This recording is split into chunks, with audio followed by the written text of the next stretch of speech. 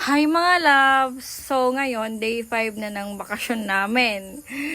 So syempre, bored na bored ang person. Yung mga kasama kong magdadagat daw, mag-outing daw, puros naman drawing. So inggit na inggit tayo sa mga nagpo-post na nakapagdagat na sila.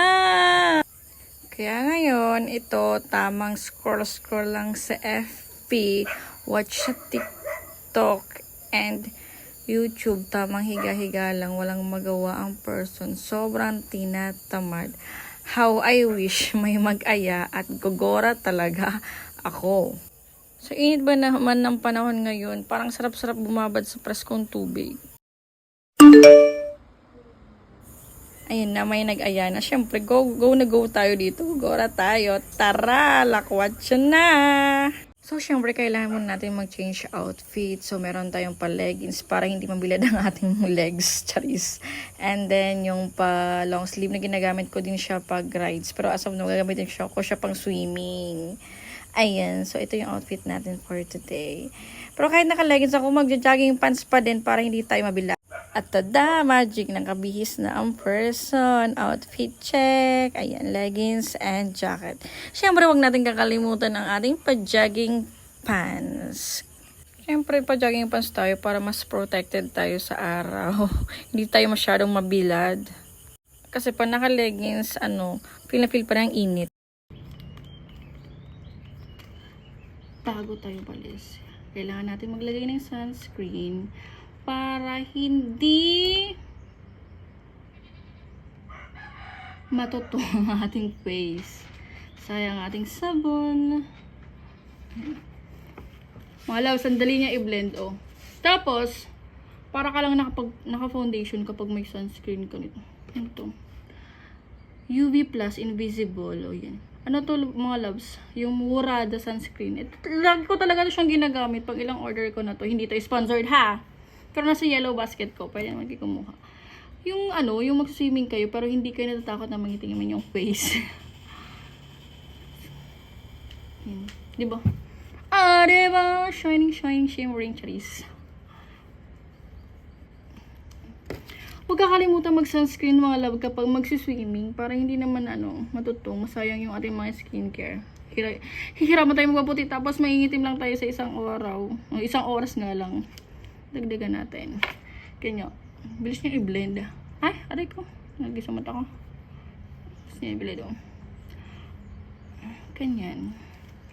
Yan, for the swimming na tayo. Swimming. Hindi na drawing ang ating swimming mga loves. Palitan natin ng visor yung ating helmet para mas maprotektahan tayo sa sunlight. Kasi yung gamit ko is clear. Ngayon, palitan na natin siya ng dark. Daming siya bago umalis. Palitan natin. Ayan, so bago tayo magbiyahe, kailangan muna natin mag-jacket ulit para protected na protected talaga tayo sa init ng araw. Ang sakit kaya sa skin ng init ng araw, so kailangan natin mag-jacket. Di ko alam kung magsiswimming ako o mag-hiking ako sa mga oras na ito, pero G na G tayo sa lakwatsa. Kaysa naman maburyo tayo dito sa bahay ng mga loves. Tara na, sama na kayo sa akin. May pasayaw-sayaw pa ang person. So, syempre, bago tayo umalis, mag-helmet muna tayo para safe. Aalis na tayo. Sama na kayo sa akin, di ba? Nakikita niyo yung init na araw na yan?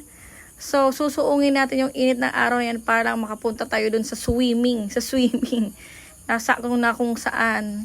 Nandun yung kapatid kong lakwatsera din. Ayan, tara na. Rides na. Sundan nyo ako at sumama kayo. So, yun na nga, tamang drive ang person. Sabi ng kapatid ko, super lapit lang. Hindi ko alam kung ilang metro o kilometro ba ang malapit sa kanya kasi mukhang kalahating oras na akong nagdadrive pero hindi pa namin napupuntahan yung aming destinasyon. Ilang malapit kaya ang kailangan naming tuntunin para marating yung malapit para sa kanya. Ay! Para lang talaga makaligo. So, in-enjoy ko na lang yung tanawin papunta doon sa resort. Kaysa naman maburyo ako sa bahay, diba? So, So, for the go ang personal, actually mga labas malayo din to sa sentro ng Ginubatan. Mga 40 to 45 minutes din yung travel namin papunta doon. Kasi sa medyo liblib na lugar ito ng Ginubatan. Pumunta kami sa medyo malayo kasi yung mga malalapit na resort is for sure punong-puno. So, pumunta tayo sa malayong resort pero sabi nila super malamig daw yung doon, yung pool nila. Kaya for the go din ang person. So, dito na tayo, nakarating na tayo. Maraming mga nakapark na motor. So, ibig sabihin, maraming tao din sa resort na to. For the ayos na natin ng motor. And, syempre, papasok na tayo sa may pool. Tingnan, may patulay pala ang kanilang pool. So, for the lakad na ang person, papunta sa resort din. Ang pangalan nito, Glens. Ayan. So, yung entrance dito, mga lab, 50 pesos lang. So, hindi na ako nagbayad ng cottage kasi may cottage na ako sa kapatid ko sa Nagkaya. So, ayan. Oh my God. Ang daming tao. Palibhas sa Easter Sunday. Ayan. Ang dami-daming people. Bigla akong nahiya. Charis. So, hindi ko alam kung ano yung pinunta nila dito. Magsuswimming ba or uupo lang talaga sa tabi ng pool? Yung itatampisaw lang ata talaga yung paat kalahati ng katawan nila. Wala ko nakikitang nagsuswimming. So, ayan na, siya lang. Paayan ng person, mga loves. For the hugas-hugas lang tayo ng paa, ini-enjoy. Kasi, punong-puno yung pool. Parang wala na akong space. Saan pa ba ako lulugar dyan? So, ito actually, mga loves, ito yung bukal or nanggagaling yung water papunta sa pool. So, outfit check tayo. Ayan. For the balot ang person. So, hindi natin kailangan mag-swimsuit para lang makapag-swimming. So, ngayon, in-enjoy ko na lang ang lamig ng water. Lamig-lamig, guys, ng water dyan. As in, palibasa galing sa bukal. For the ngiti-ngiti si Mom Love. And pakit-cute. Baka Mom Love yun. Ganyan lang yung mga alam ni Mom Love. Floating-floating. Tampisaw-tampisaw. Tara na. Ano pa inaantay ninyo? Punta na kayo dito. Press ko ng water. Pakit-cute tayo dyan. Enjoy. Enjoy lang natin ang ating gala for today's video. So refreshing. Feeling patiktok-tiktok yarn. Pakit talaga si Mom Love, no? Kahit saan. Kahit saan pumunta, pakit talaga tong taong to. Ewan ba? Tingnan mo. Kala niya, kinaganda niya yung pagkagaganyan niya. Pakit yan, te. Marunong ka din pala mag-dive. May pag-ganon.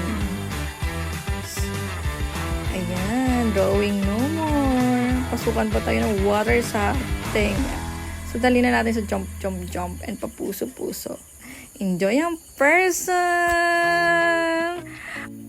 Kala nyo, falls yan, no? Hindi talaga yan falls. Galing yan sa pool sa taas. Ayan. So, dyan itinatapon yung water ng pool sa taas. So, feeling falls lang. Pero hindi siya falls, mga loves. Oh, ante, tama na. Uwi na po. Uwi na, Ma'am Loves. Tama na ang pakyut. Hapon na.